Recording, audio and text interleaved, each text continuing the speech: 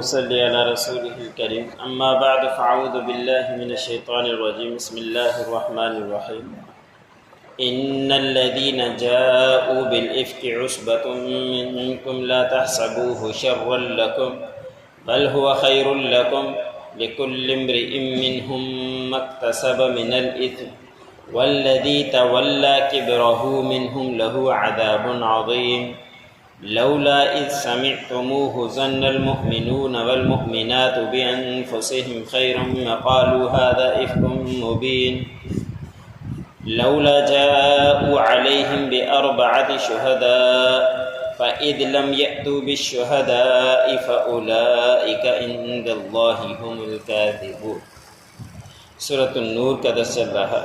اسی سورت کے آیات نمبر 11 سے لے کر 13 تک تلاوت کی گئی۔ ان آیتوں کے اندر اللہ رب العزت نے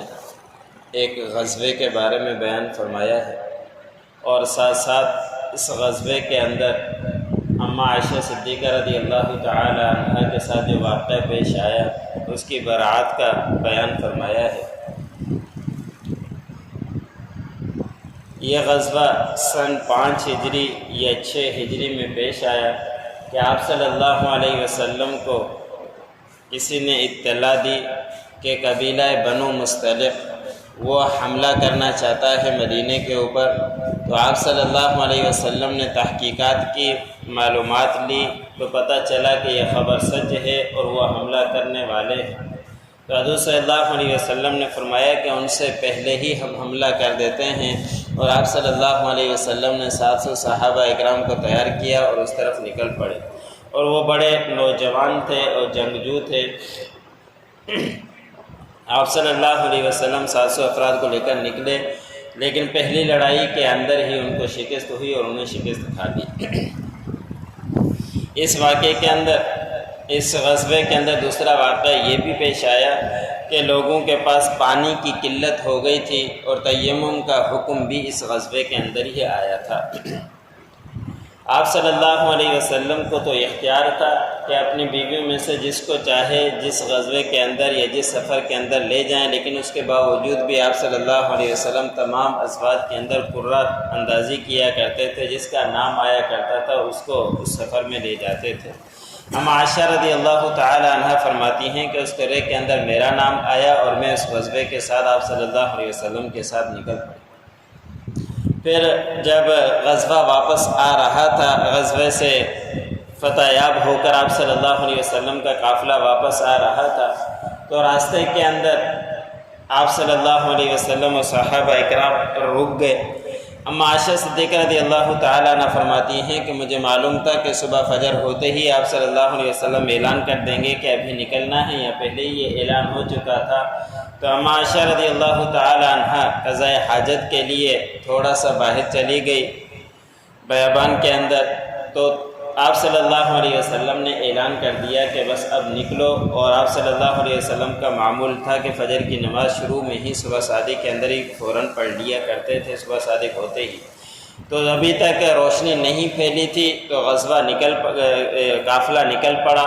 اماں عائشہ صدیقہ رضی اللہ تعالی عنہ وہاں گئی تو وہاں ہار اپنی بہن اسماء رضی اللہ تعالی عنہ سے لائی تھی، وہ ٹوٹ گیا، اس کو تلاش کرتے جمع کرتے کرتے دیر ہو گئی۔ جب واپس آئی تو قافلہ جا چکا تھا، تو اماں عائشہ صدیقہ رضی اللہ تعالی عنہ نے فرمایا کہ اب میں اگر ادھر ادھر جاؤں گی تو سب قافلے والے پریشان ہوں گے، اور وہیں پہ چادر ڈال کر سو گئی اور آنکھ لگ گئی۔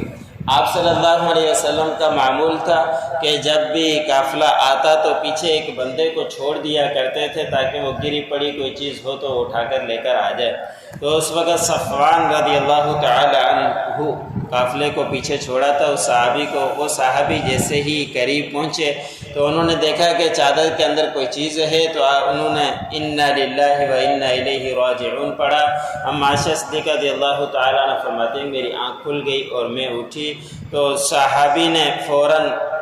اونٹ بٹھایا اور مجھے اس اونٹ پر سوار کیا، خود نکیل پکڑ کر چلٹ پڑے۔ اور اس قافلے والوں کے ساتھ اما عائشہ صدیقہ رضی اللہ تعالی عنہ ایک کجاوے پہ بیٹھا کرتی تھی، جس کو ہودج بھی کہا جاتا ہے، کجاوا بھی کہا جاتا ہے۔ تو ان صحابہ اکرام نے قافلہ چلتے وقت کجاوا اٹھا کر اونٹ پر رکھ دیا۔ انہوں نے سمجھا کہ اما عائشہ اسی میں ہیں، اور اس وقت اما عائشہ کہتی ہے کہ میرا وزن بہت ہلکا تھا، صحابہ اکرام کو معلوم نہیں ہوا، وہ کجاوا رکھ دیا اور اونٹ پر نکل پڑے اور میں وہاں پیچھے رہ گئی تھی۔ اب ایک منافق عبداللہ بن ابی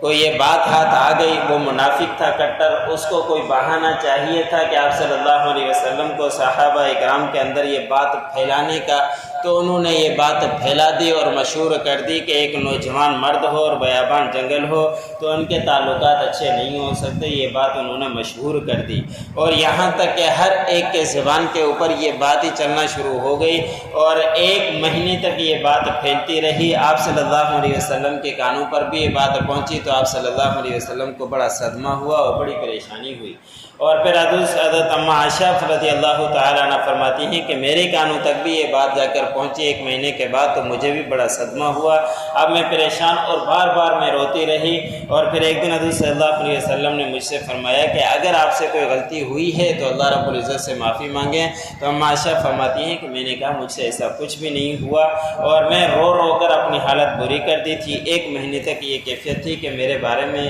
صحابہ اکرام کے اندر اور منافقوں کے اندر یہ بات پھیل گئی ہے، اور یہاں تک کہ 3 صحابہ اکرام بھی کہنے لگے کہ ہاں ہو سکتا ہے کہ اس طرح ہوا ہو، تو اس سے اور بھی زیادہ صدمہ بڑھ گیا۔ اور یہ بھی یاد رہے کہ آپ صلی اللہ علیہ وسلم نے کبھی بھی اپنی بیٹی کا نکاح اور اپنا نکاح اللہ کی اجازت سے، اللہ کے حکم کے بغیر نہیں کیا، اور جس سے اللہ کے حکم سے نکاح ہو اور پھر وہ عورت ایسے ویسے ہو ہی نہیں سکتا۔ تو اما عائشہ صدیقہ رضی اللہ تعالیٰ عنہ فرماتی ہیں کہ میں پریشان رہی اور میں سوچنے لگ گئی کہ ایک وقت ضرور آئے گا کہ آپ صلی اللہ علیہ وسلم کو خواب کے ذریعے میری برات کا کہہ دیا جائے گا، اور یا کسی اور طریقے سے میں اسی سوچ بچار میں تھی، تو اللہ رب العزت نے میرے لیے قرآن پاک کے اندر جگہ دے دی کہ 18 آیات اور یا 16 آیات اور 2 رکوع میری برات کے اعلان میں اللہ رب العزت نے اتار دیے، اور اسی کا تذکرہ ان آیتوں کے اندر ہے کہ اللہ رب العزت نے اما عائشہ صدیقہ رضی اللہ تعالی عنہ کا برات کا اعلان کیا،